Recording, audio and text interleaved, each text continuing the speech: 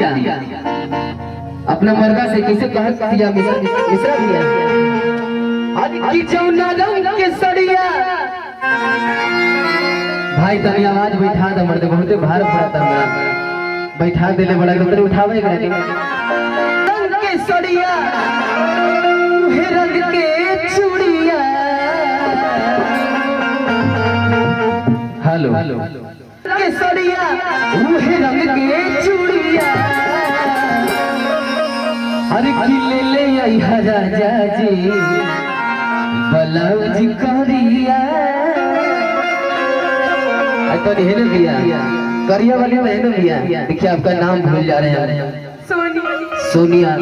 देखो तहार नाम बहुत प्यारा वजह से हम भुला जाता नहीं जैसे परीक्षा में 4 को सवाल ना होला राम जी भैया 4 में हो के सही मारे के पड़ेला अब वो बती हमरा हो गेल हमरा चारों के चारों सही बुझाता 5 सही बुझाता हमरा अरे कि जौना रंग के सड़िया उहे रंग के चूड़िया अरे त ले ले आई राजा जी ब्लाउज करिया ले ले आई राजा जी ब्लाउज करिया जौना रंग के सड़िया उहे रंग के चूड़िया जौना रंग के सड़िया उहे रंग के चूड़िया चलो तरी तो हेने आ बताओ थोड़ा बहुत नाच लिया जाओ हमनी से तुम नाच गया तो ले ले आई राजा जी ब्लाउज करिया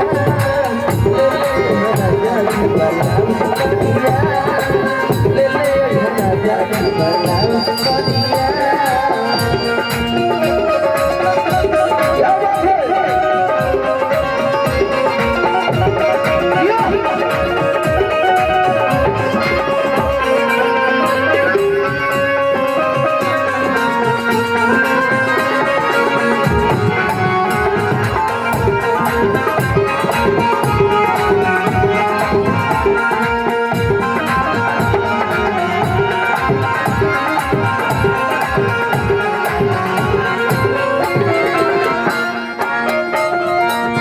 और अतिया कहा दिया कि राजा जी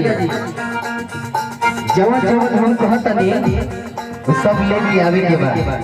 ठीक बारू भी हो ए रुकी तनी हने आवा तारे में डूबी ए रुकी बाप रे बाप ये तो हमरो से आगे भी आई कहा दिया अरे जवान जवान कहनी तवन लइहरा जा जाई निगे जब नहीं लाई बता तब नहीं दिन के और क्या कहती है जौन जौन कहनी तब लइहरा जा दिन के जब नहीं लाई बता तब नहीं दिन के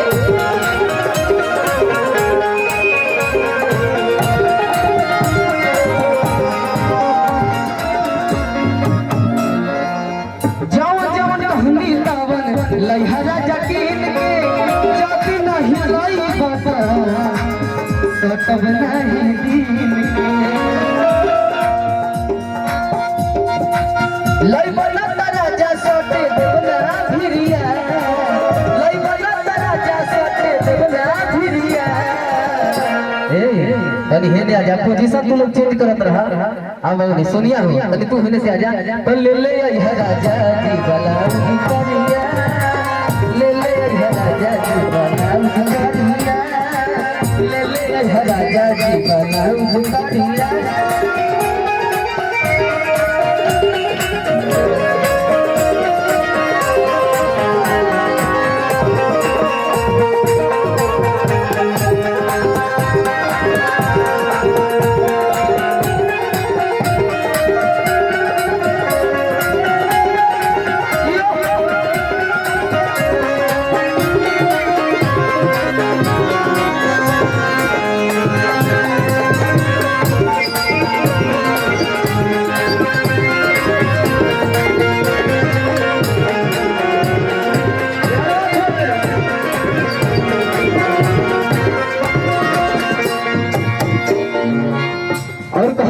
कि अरे आँखिया के गजरा गजरा लई हटा जाता जाजी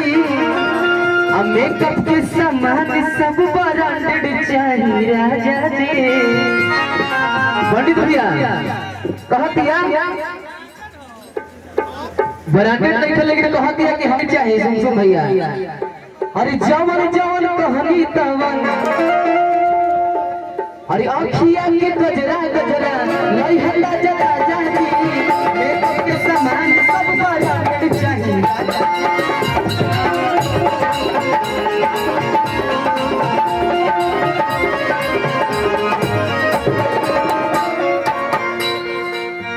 आँखिया के गजरा गजरा लई हटा जरा जाजी मेकअप के सामान सब ब्रांडेड चाहिए राजा जी।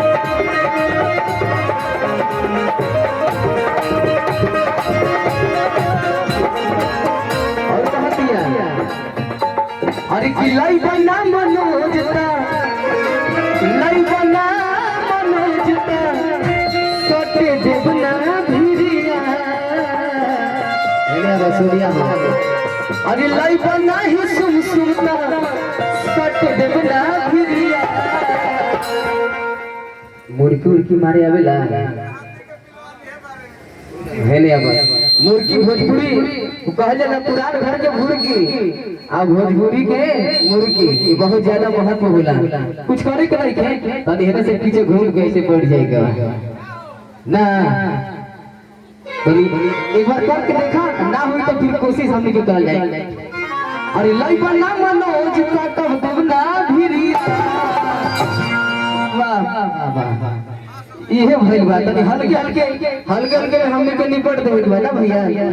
अरे कि लाई बना ही पंडित